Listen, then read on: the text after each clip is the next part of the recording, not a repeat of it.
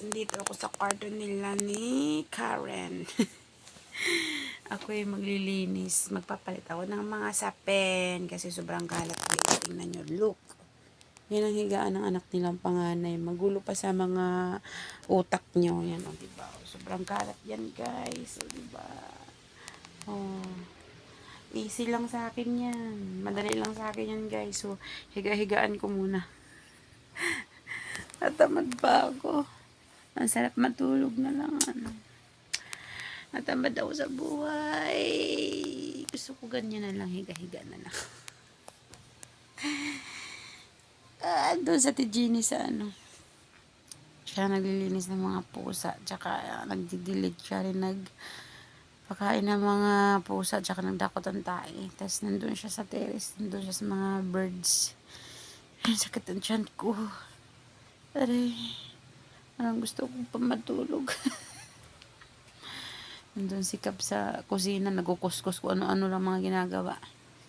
Hindi pa luluto ng ulam. Magluluto pa lang. Inutusan pa niya si Kuya Egoy bumili ng maluluto. So magigahiga muna ako guys kasi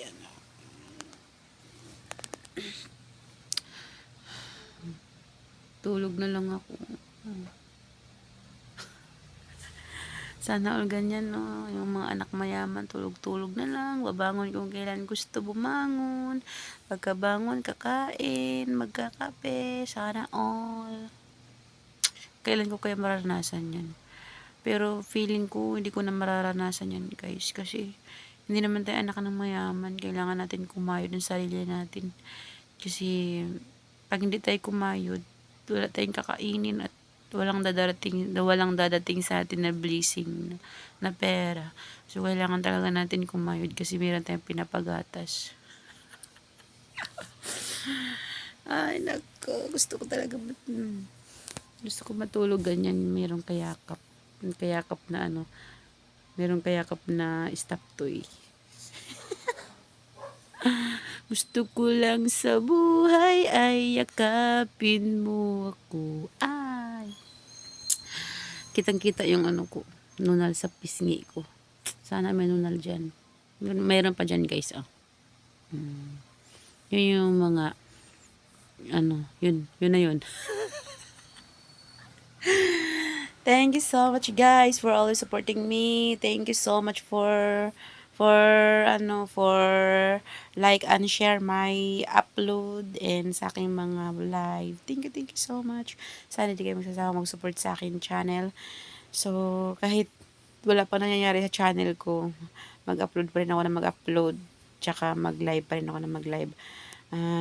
Hanggang sa makapit ko ng aking pinapangarap na makasahod sa YT. Sana nga. Alam ko naman darating yun, pero hindi naman ako atat.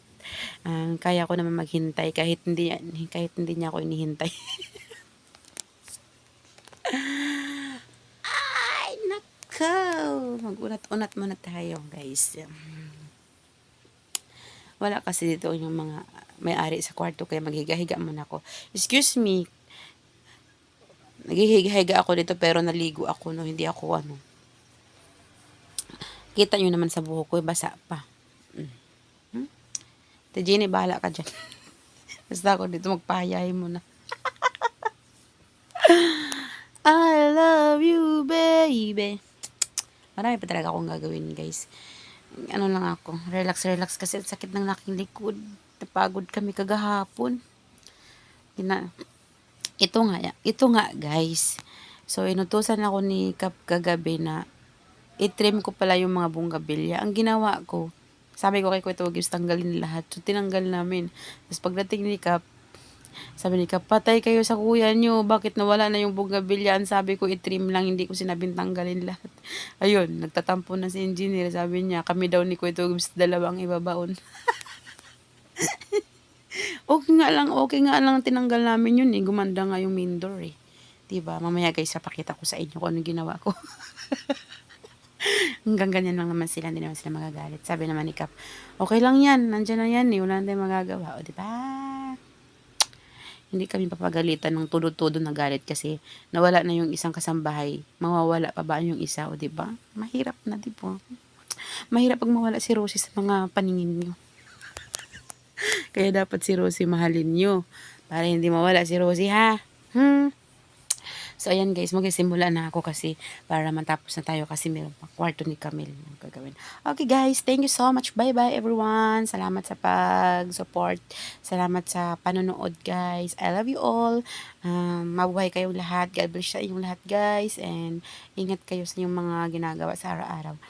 So, happy, blessed Saturday everyone. Akala ko Sunday ngayon, bukas na pala. Kahapon kasi wala kaming coffee shop. So, ayun, Bye guys. Bye guys. Nabulol ako. Sorry. I'm not perfect guys. Kasi wala naman talagang perfect. Bye guys. I love you all. Mwah. Bye bye guys. Thank you so much for watching. Bye bye.